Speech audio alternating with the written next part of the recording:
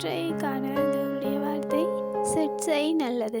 1 கொரிந்தியர் 11ஆம் அதிகாரம் 32ஆம் வசனம் சொல்லுது, நாம் நியாயம் தீர்க்கப்படும் போது உலகத்தோடு ஆக்கினைக்குள்ளாக தீர்க்கப்படாதபடிக்கு கர்த்தராலே சிற்சிக்கப்படுகிறோம்.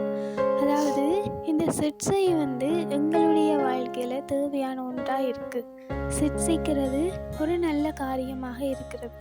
ஏனென்றா வசனம் சொல்லுது, தேவன் யாரை தன்னுடைய புத்திரராக நினைக்கிறாரோ அவர்களை தான் சிற்சிக்கிறார். ஏன் அவர் சிற்சிக்கிறார் என்று சொல்லி இந்த வசனத்தில் மிகவும் அழகாக சொல்லியிருக்கு.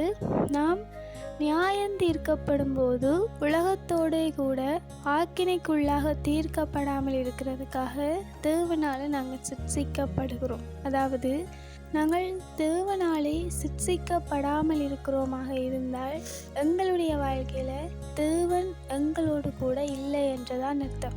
உண்மையிலேயே தேவன் எங்களோடு இருந்தால், அவர் எங்களை கவனித்து கொண்டிருப்பாராக இருந்தால் அவர் எங்களை நிச்சயமாக சிற்சிப்பார். அதாவது தேவன் எங்கள் மேலே ஒரு அன்பு வைத்திருப்பாராக இருந்தால் அந்த அன்பு எங்களை சிற்சைக்கூடாக நடத்துகிறது. சிற்சைகள் ஒவ்வொருத்தருக்கு ஒவ்வொரு விதமாக இருக்கும். எல்லோருக்கும் ஒரே மாதிரியாக தேவன் சிற்சிக்கிறதில்லை. ஆனால் தேவன் யாரையெல்லாம் நேசிக்கிறாரோ அவர்களையெல்லாம் தேவன் நிச்சயமாகவே சிற்சிக்கிறார். அதாவது எங்களை அனுதினமும் கவனித்து எங்களை நாங்களே நிதானித்து அறிகிறதற்காக தேவனால் அந்த சிற்சைகள் எங்களுக்கு அனுமதிக்கப்படுகிறது.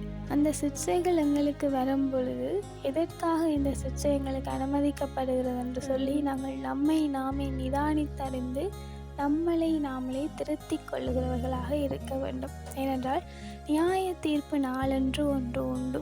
அந்த நாளிலே நாங்களும் மற்றவர்களோடு கூட ஆக்கினைக்குள்ளாக தீர்க்கப்படாமல் இருக்கிறதற்காக தேவன் அனுதினமும் எங்களை சோதித்து பார்ப்பதற்காக சில சமயங்களில் சிற்சைகள் அனுமதிக்கப்படுகிறது.